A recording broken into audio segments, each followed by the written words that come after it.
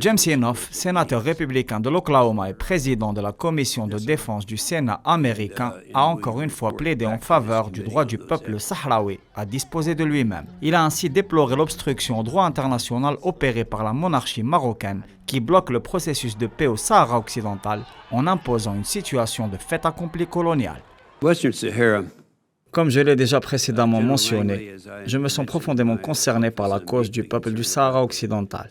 Durant plus de 5 décennies, ce peuple a été le sujet de récurrentes promesses non tenues, ainsi que de vicieuses attaques perpétrées par le gouvernement marocain.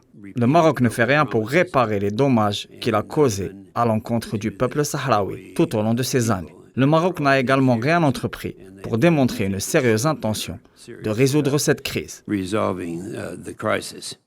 Pour rappel, plusieurs grandes institutions internationales, à l'instar de l'Union africaine, des Nations unies, de la Cour internationale de justice ou de la Cour de justice européenne, reconnaissent le principe de la nécessité de l'organisation d'un référendum d'autodétermination permettant au peuple du Sahara occidental de choisir librement son destin en application de la légitimité internationale. L'exercice militaire African Lion a connu cette année pour la première fois la participation de l'armée d'occupation sioniste. À ce propos, la dernière visite du chef d'état-major sioniste au Maroc est un facteur belliqueux de plus qui fait monter les tensions dans la région en entérinant l'alliance coloniale entre deux régimes connus pour leurs violations récurrentes du droit international.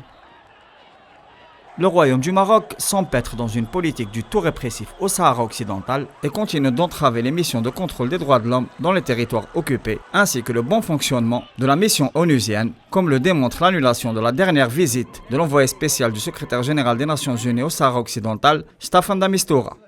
Le carnage raciste perpétré à Nador contre des demandeurs d'asile de différentes nationalités africaines a sans doute augmenté l'isolement du royaume sur le continent.